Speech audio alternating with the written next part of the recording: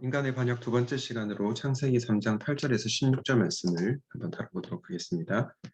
그 남자와 그 아내는 날이 저물고 바람이 서늘할 때에 주 하나님이 동산을 거니시는 소리를 들었다. 남자와 그 아내는 주 하나님의 낯을 피하여서 동산 나무 사이에 숨었다.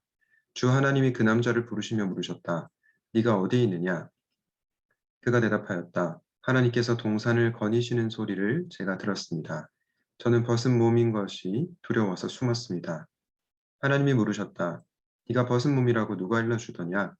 내가 너더러 먹지 말라고 한 그 나무의 열매를 네가 먹었느냐? 그 남자는 핑계를 대었다.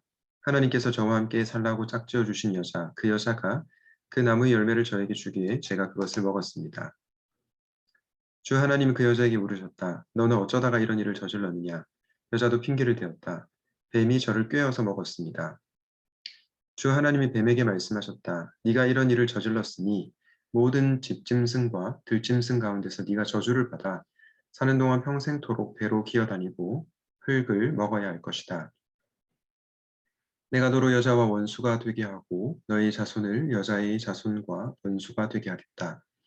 여자의 자손은 너희 머리를 상하게 하고 너는 여자의 자손의 발꿈치를 상하게 할 것이다. 여자에게는 이렇게 말씀하셨다. 내가 너에게 임신하는 고통을 크게 더할 것이니 너는 고통을 겪으며 자식을 낳을 것이다. 네가 남편을 치료하려고 해도 남편이 너를 다스릴 것이다. 아멘. 인간의 반역에 대해서 계속 묵상을 하고 있는데요. 첫 번째, 인간의 반역은 하나님의 말씀에 선하심을 불신하게 합니다. 라는 주제를 다뤘고요. 오늘은 두 번째 시간으로 인간의 반역은 하나님과의 관계와 다른 사람들과의 관계를 깨뜨린다는 것을 살펴보도록 하겠습니다. 여러분, 죄로 인한 결과가 무엇일까요? 첫 번째는 바로 하나님과의 관계가 깨어진 것입니다. 아담과 하와가 벌거벗었음을 알고 하나님을 두려워합니다. 여러분, 이것은 무엇을 보여줍니까? 바로 죄로 인해서 하나님과의 관계가 깨어졌다는 것을 보여주는 것입니다. 선악과를 따먹기 전, 타락하기 전 인간은 어떤 상태에 있었습니까? 하나님과 너무나 친밀한 관계를 맺고 있었죠. 하나님을 두려워하지 않았습니다. 그러나 죄가 들어오고 나서 죄로 말미암아 하나님을 두려워하게 되고요. 또 수치심을 느끼게 되었습니다.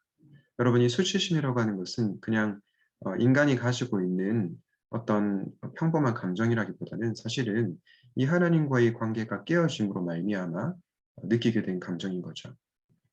이렇게 1차적으로 죄라고 하는 것은요, 하나님과의 관계를 파괴하는 그런 무시무시한 결과를 낳습니다. 죄로 인해서 하나님과의 관계가 깨어졌다면, 첫 번째가 깨어진 것이라면, 두 번째로는 타인과의 관계, 나와 너와의 관계도 깨어졌습니다. 여러분, 그 아담이 하와를 향해서 창세기 2장에 어떻게 얘기를 하고 있습니까? 이렇게 고백을 했죠. 당신은 내 뼈 중에 뼈요, 살 중에 살이라. 네, 하와를 찬양하고 있죠. 굉장히 서로를 사랑하고 아끼고 또 정말 이렇게 굉장히 소중하게 여기고 있습니다.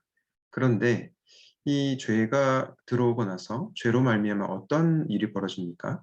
오늘 본문에 보니까요.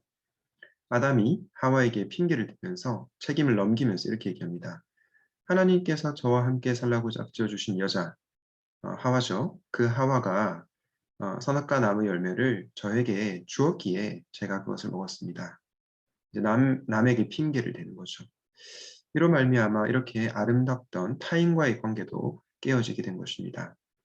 이처럼 죄라고 하는 것은요, 하나님과의 관계만 파괴시킬 뿐만 아니라 나와 다른 사람과의 관계도 파괴시킨다, 깨뜨린다라는 것을 꼭 기억하시면 좋겠습니다. 그런데 여러분, 이 창세기 3장에 보면 이렇게 부정적인 메시지만 나올까요? 그렇지는 않습니다. 창세기 3장 15절 말씀에 보면 소위 원복음 혹은 원시복음이라고 하는 구절이 나오는데요. 바로 여러분 잘 아시겠지만 이 구절입니다. 제가 한번 읽어볼게요. 내가 너로 여자와 원수가 되게 하고 너희 자손을 여자의 자손과 원수가 되게 하겠다. 여자의 자손은 너희 머리를 상하게 하고 너는 여자의 자손의 발꿈치를 상하게 할 것이다. 여러분 여기서 여자의 자손이 누구입니까? 잘 아시겠지만 메시아이신 예수 그리스도를 가리킵니다. 이 창세기에서도 특별히 창세기 3장에서도 복음이 이 원복음이 나타나고 있는 거죠. 바로 여자의 자손이신 예수 그리스도께서 이 원수 사단을 무너뜨리실 것이고요. 승리하실 것입니다. 이것을 여러분들이 꼭 기억하고 또 그리스도께로 나아가면 좋겠습니다. 예수님께서 십자가에서 죽으심으로 말미암아 죄와 사망 권세를 이기셨는데요. 여러분 십자가는 무엇입니까? 십자가는 하나님과 나와의 관계가 깨어진 것을 회복하는 사건이고요. 두 번째로 십자가는 나와 너와의 관계가 깨어진 것을 회복하는 사건입니다. 죄로 말미암아 하나님과 다른 사람과의 관계가 깨어졌다고 얘기를 했죠. 그러나 십자가를 통해서 하나님과의 관계가 회복되고 또 다른 사람과의 관계도 회복됩니다. 그러므로 우리가 오직 자랑해야 할 것은 십자가입니다.